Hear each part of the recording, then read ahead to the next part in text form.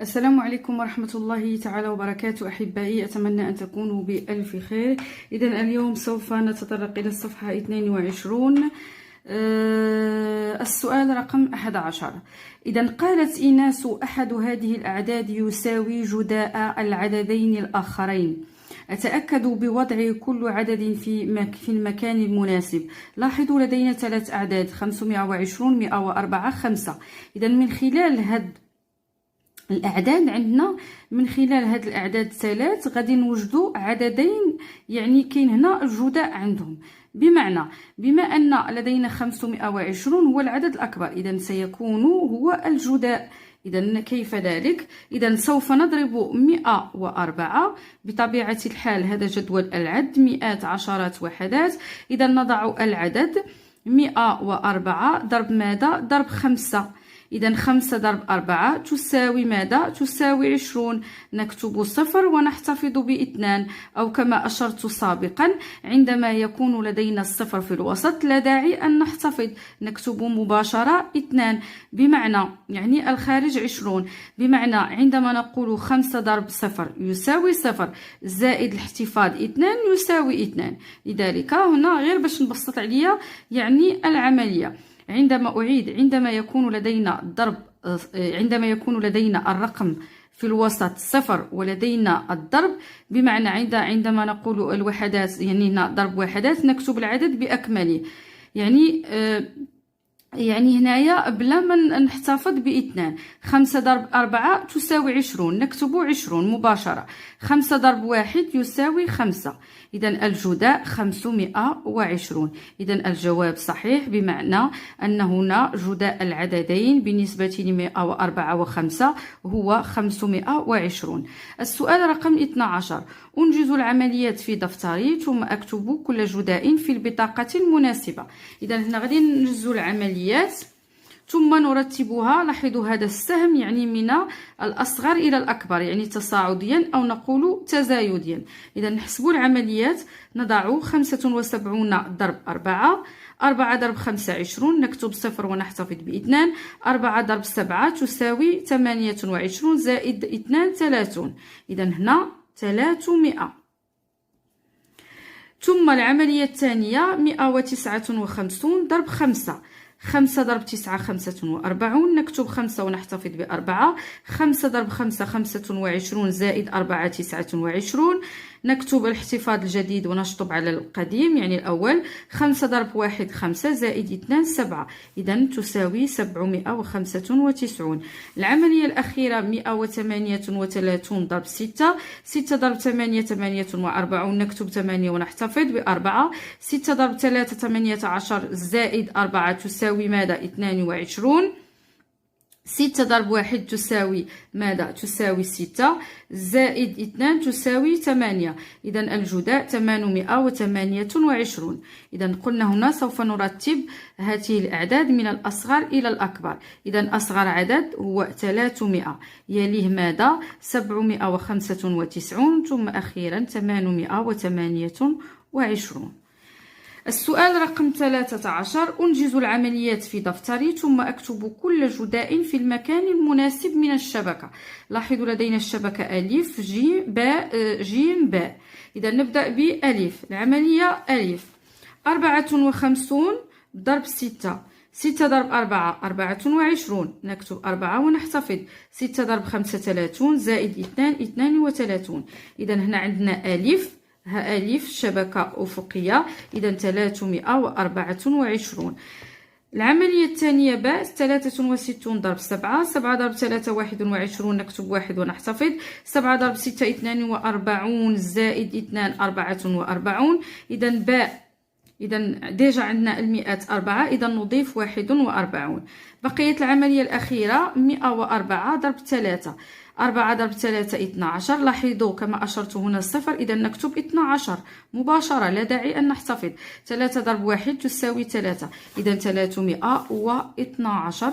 إذا نكتب هنا 12 بما أن لدينا يعني من قبل المئات 3.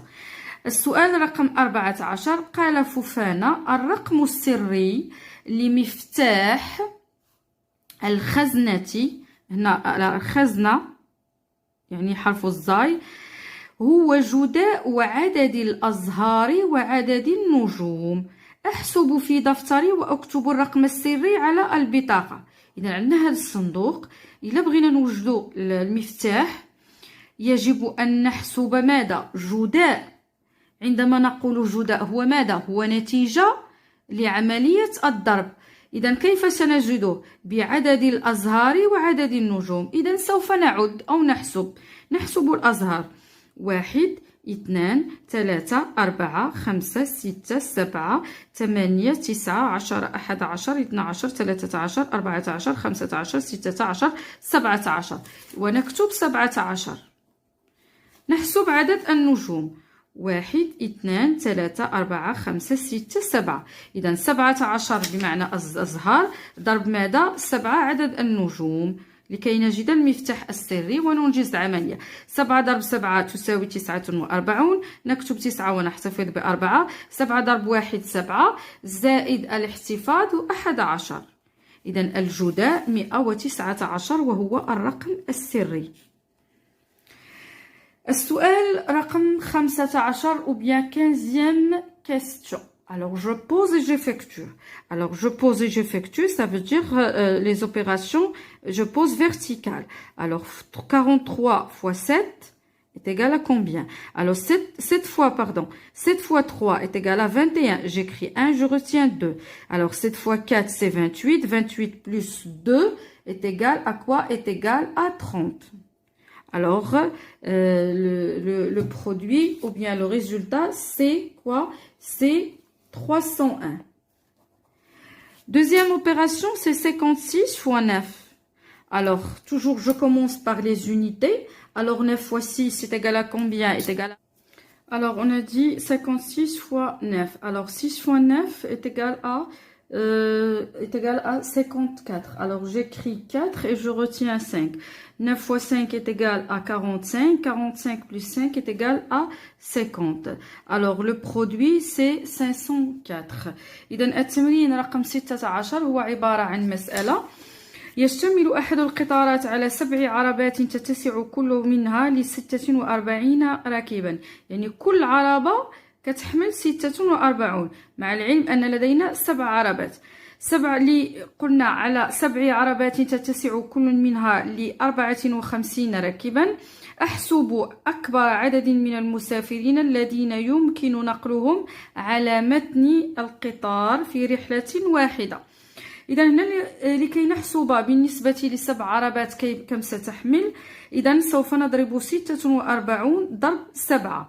كذلك بالنسبة للعربات الثانية 54 ضرب 7. إذا نأخذ 46 ضرب 7 لأن قالوا كل عربات تتسع ل 46. إذا نضرب 7 ثم العملية الأخرى 54 ضرب 7 ونحسب. إذا 7 ضرب 6 42. أكتب 2 وأحتفظ ب4. 7 ضرب 4 تساوي 28 زائد 28. نعم 28 زائد 4 تساوي 32. إذا 322.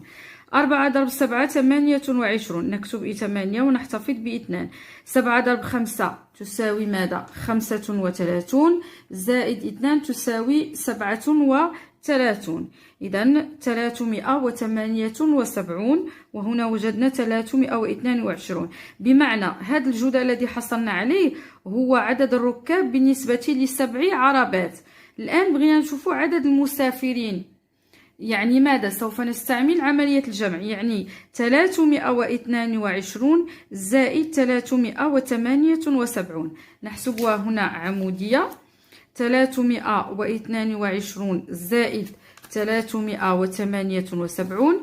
8 زائد 2 10. نكتب 0 ونحتفظ. 7 زائد 2 9 زائد 1 10. 3 زائد 3 6 زائد 1 7.